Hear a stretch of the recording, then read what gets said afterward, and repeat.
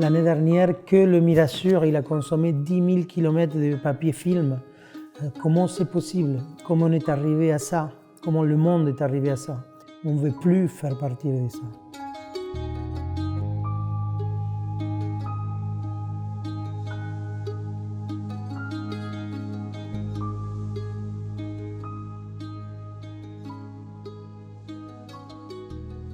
Je suis Mauro Colagreco, chef propriétaire de ce beau établissement, le restaurant Mirasur à Menton. Mon départ, c'était avec une idée de rester 2-3 ans et revenir en Argentine pour faire quelque chose là-bas. Ça fait 20 ans que je suis là. Chata en ragoût. Oui, chef.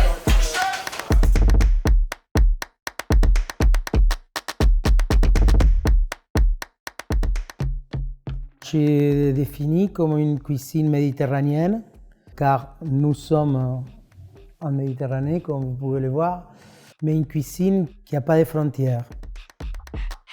Pour moi, un service 3 étoiles, c'est vraiment chaque détail. C'est faire en sorte que les clients aient une expérience unique et qu'ils se sentent à l'aise à la maison. Chaque client, chaque table est différent et notre rôle, c'est de savoir s'adapter à chaque personne et comprendre quels sont leurs besoins et leurs envies. Table 10, 3 couverts, client italien, travaille dans une agence nationale italienne pour les nouvelles technologies, l'énergie, le développement économique durable. Ça sera 2 adultes plus un enfant de 2 ans. L'enfant aura peut-être mangé avant de venir.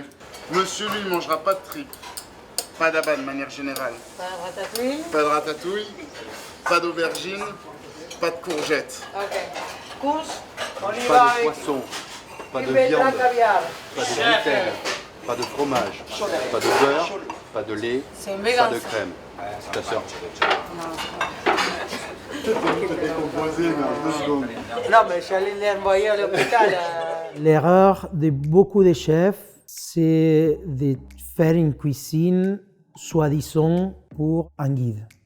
On ne fait pas une cuisine pour plaire à ces gens-là. Et il y a des moments où on n'est pas toujours 3 étoiles. Et le guide ne peut pas se permettre de cautionner des établissements qui ne sont pas au niveau. C'est leur critère, soit on joue les jeux, soit on ne les joue pas. Aujourd'hui, on travaille, on consomme presque frénétiquement. On travaille plus juste pour consommer plus. Et ça, c'est totalement insoutenable pour la planète. Comme le fait de faire une cuisine où tu jettes moitié des poissons à la poubelle parce qu'il te faut des poissons coupés parfaits, réguliers. On ne peut pas établir un menu pour 3 mois, 2 mois, 1 mois, 1 semaine.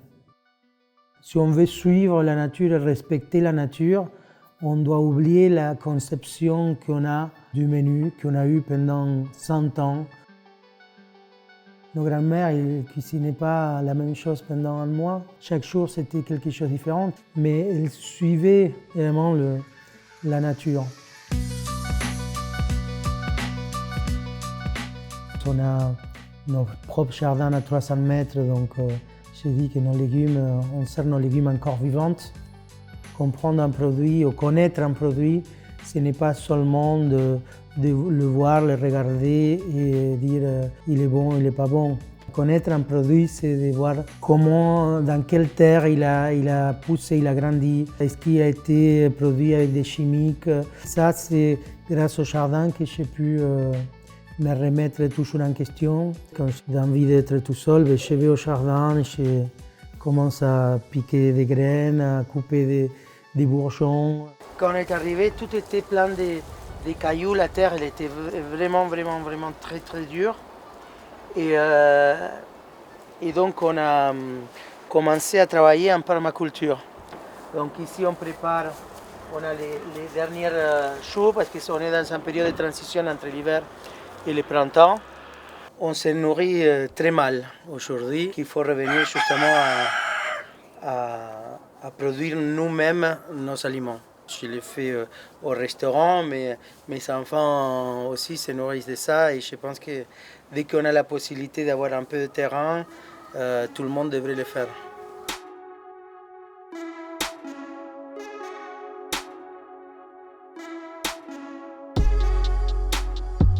Et depuis maintenant 3 ans, on a accès à ces paradis d'agrumes. Dans ce terrain, il y a 250 arbres, je crois, oui, 250 arbres, environ 100 variétés d'agrumes. Et on a accès à un autre jardin qui est de l'autre côté de la ville, où on a 450 arbres avec 150 variétés d'agrumes en total. Si ces parties-là, c'est les petits producteurs. Pour l'instant, on ne fait pas tout, donc il y a des choses qu'on préfère venir et acheter ici au marché. Je voyage beaucoup dans le monde et je trouve rarement des endroits où on a la fraîcheur et la qualité des produits qu'on trouve dans ces petits coins du monde. Alors les produits qu'on sert du restaurant, on va dire 95, j'ai envie de dire 98%, ils viennent du coin. Mais c'est une mise en question constante et qui ne s'arrête pas aux 4 murs du restaurant. On a compris que c'était bien déjà commencer par ces 4 murs, mais qu'il fallait aussi traiter toute la filière. Donc on a demandé aussi à nos fournisseurs de changer ses habitudes, que s'ils voulaient continuer à travailler avec nous, il fallait qu'ils adaptent leurs habitudes à ces nouvelles pratiques, à des bonnes pratiques.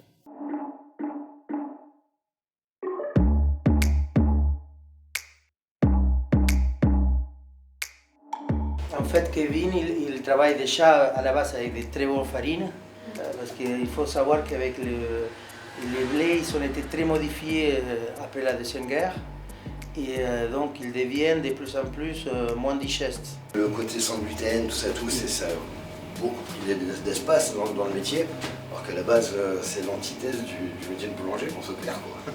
Par contre, où je suis d'accord de venir un peu sur le sujet du bien manger, tout ça, c'est vrai que toutes les farines sont trafiquées. 90% des minoutiers, qu'on soit clair et net, voire 95%, trafiquent leur farine. Il y a beaucoup de cas de gens qui étaient vraiment allergiques au gluten, hein, pas des intolérances, allergiques, qu'ils peuvent manger ce type de pain. Aujourd'hui, c'est une farine qui est beaucoup plus chère, mais je dis toujours que après, c'est plus cher les docteurs. Les médecins, c'est beaucoup plus cher que les farines. Une cuisine durable, ce n'est pas qu'une cuisine de proximité. C'est là que je dis qu'on peut toujours faire mieux. On vient d'être certifié plastic free depuis une semaine à peine. Ça, c'est une volonté qu'on a eue depuis 3 ans. Avec la certification du plastique, on a supprimé tous les emballages, pratiquement tous les emballages contenant plastique par des contenant fibres végétales. L'année dernière, que le Mirasur, il a consommé 10 000 km de papier film. Comment c'est possible? Comment on est arrivé à ça? Comment le monde est arrivé à ça?